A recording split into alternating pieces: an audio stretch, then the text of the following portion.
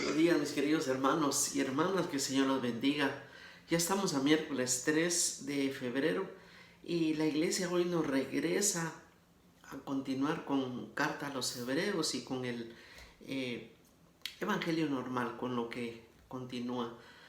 El día de hoy le quiero pedir al Señor que derrame su Espíritu Santo, que nos ilumine, que abra nuestro corazón, nuestro entendimiento y que, como todos los días, que por intercesión de María, la humilde, María Santísima, la humilde, la sencilla, la obediente, la siempre Virgen María, podamos caminar hacia Jesús, a encontrarnos con Él, con la ayuda también de San José. Se lo pido al Señor y lo doy por recibido en el nombre del Padre, del Hijo y del Espíritu Santo de Dios. Amén. Continuamos en la carta a los Hebreos y el predicador les habla exhortando nuevamente a esta comunidad de hebreos y les dice: todavía no han tenido que resistir hasta derramar la sangre en su lucha contra el pecado. ¿Han olvidado ya la exhortación que Dios les dirige como a hijos? Dice: hijo mío, no desprecies la corrección del Señor, ni te desanimes si te reprende, porque el Señor corrige a quien ama y azota a los hijos que reconoce. Aguanten, es por su educación que Dios los trata como hijos. Ninguna corrección, cuando es aplicada, resulta agradable, más bien duele, pero más tarde produce en los que fueron corregidos frutos de paz y de justicia. Por tanto, fortalezcan los brazos débiles, robustezcan las rodillas vacilantes, enderecen las sendas para sus pies, de modo que el que cojea no caiga, sino que se sane. Busquen la paz con todos y la santificación, sin la cual nadie verá al Señor. Estén atentos para que nadie sea privado de la gracia de Dios, para que ninguna raíz amarga crezca y dañe y contagie a los demás. Palabra de Dios. El predicador les está explicando de que el que anda en pecado, el que anda mal, el que se extravía, si es hijo, Dios lo corrige. Y por supuesto que somos hijos. La corrección del Señor viene precisamente como hace la analogía de un padre que corrige al hijo, lo corrige porque lo ama, de la misma manera. Y les recuerda el libro de los Proverbios, capítulo 3, versículo 12, específicamente, como hemos hablado, porque ellos conocen la Torah, conocen la Escritura y conocen el Antiguo Testamento. Y les recuerda y les dice: Dios reprende a quien ama, como un padre a un hijo. Pero les recuerda también un proverbio, el proverbio en el capítulo 13, versículo 1. Y ese proverbio específicamente dice que el hijo sensato acepta la corrección paterna. Es decir, les dice: miren, la corrección es necesaria aunque duela. Pero después de haber sido corregido, dice, produce en los que fueron corregidos frutos de paz y de justicia. Y más adelante les dice otra vez otro mandato, algo en lo que recalca él: sin santidad nadie verá al Señor. Así que el que cojea, el que anda mal, el que peque, hay que, dice, enderecen la senda de los pies para que no vuelva a caer, sino que se sane. Y al final hace una alusión bien especial. Dice: estén atentos para que nadie sea privado de la gracia de Dios, para que ninguna raíz amarga crezca, dañe y contagie a los demás, como una hierba mala que crece dentro de una planta, dentro de una flor, dentro de un árbol que da fruto. Dice: la va a dañar. Que nadie sea de esa forma, que nadie sea de esa manera. ¿Y cómo arreglar esa circunstancia? Corrigiendo. Y para eso se tiene que utilizar incluso la corrección fraterna.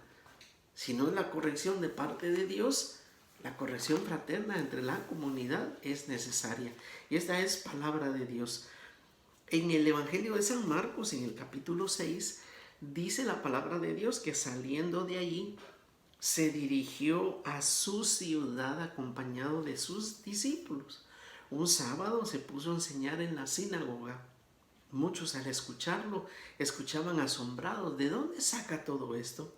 ¿Qué clase de sabiduría se le ha dado? ¿Y qué hay de los grandes milagros que realiza con sus manos?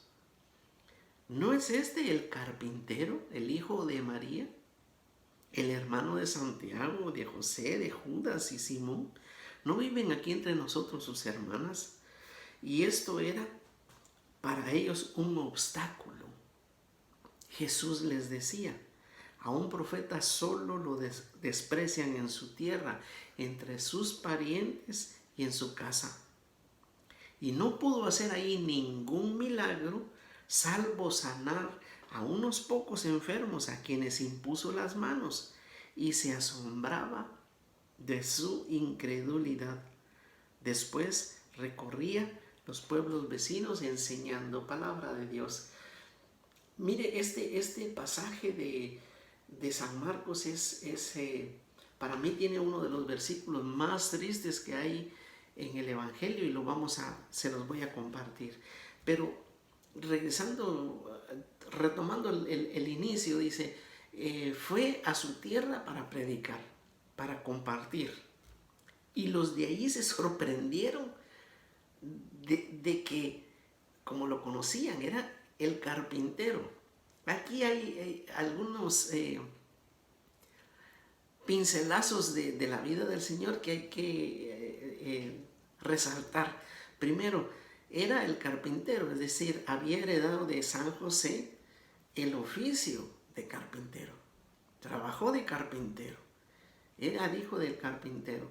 Algunos comentaristas aluden aquí de que San José ya había muerto, porque no lo mencionan a él, sino que dice el versículo 3, ¿no es él el carpintero al que conocíamos aquí en la aldea? El hijo de María. El hijo de María.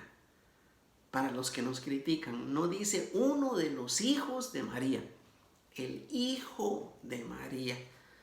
Luego añade, después de eso dice, el hermano de Santiago y de José, Judas y Simón. ¿No viven aquí entre nosotros sus hermanas? Hemos platicado y hemos aclarado este lenguaje semítico que se utiliza de llamarse hermanos de la misma aldea. No digamos hermanos de tribu, de la misma, si viene de la tribu de Benjamín, de David, es decir, de Judá. Cada uno era hermano. Hemos explicado que inclusive en el Génesis Abraham llamaba a Lot su hermano, su hijo y su sobrino, cuando en realidad dice que era su sobrino. El hijo de María Santísima tenía una hermana, la hermana, y se llamaba María la de Cleofás.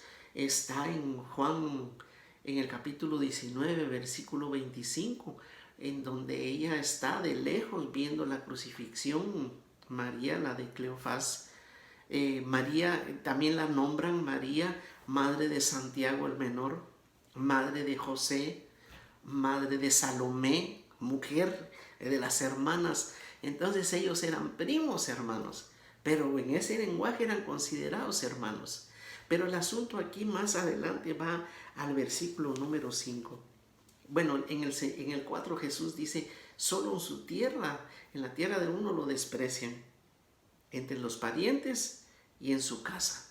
Él mismo pudiera haber dicho, ni mis hermanos, ni mis propios hermanos me reciben, pero no era así. Pero pasando ese tema, viene el versículo 5, que era el que yo les comento, el más triste para mí en la palabra de Dios.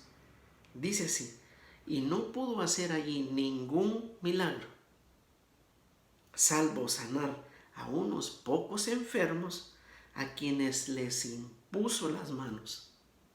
Y él se asombraba de su incredulidad.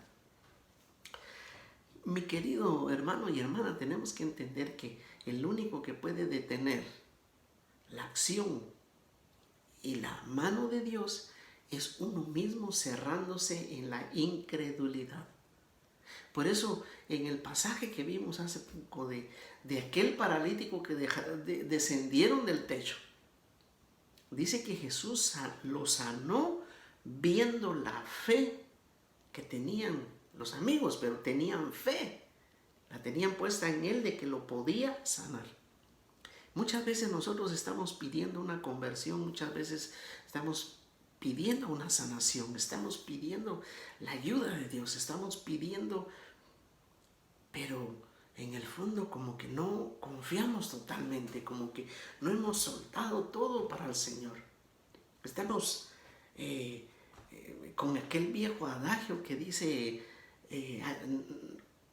que ni está en la Biblia, pero que es muy común, de que lo he escuchado de mucha gente, es que no hay que creer ni dejar de creer. No, hay que creer y creer.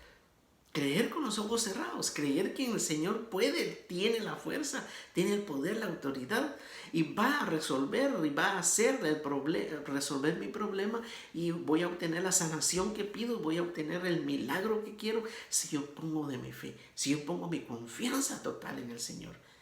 Que este día nuestra oración sea diferente y distinta, que pongamos toda la fe, toda nuestra fuerza, toda nuestra esperanza en el Señor, y les aseguro que vamos a recibir el milagro y los milagros que estamos pidiendo del Señor, porque el Señor lo puede hacer. El Señor es el Dios poderoso, misericordioso, y Él quiere hacer, Él quería hacer milagros, pero no pudo, porque no tenía fe y se asombraba de Él. Asombremos al Señor con nuestra fe y nuestra esperanza el día de hoy. Que así sea con la fuerza del Espíritu Santo. En el nombre del Padre, del Hijo y del Espíritu Santo de Dios. Amén.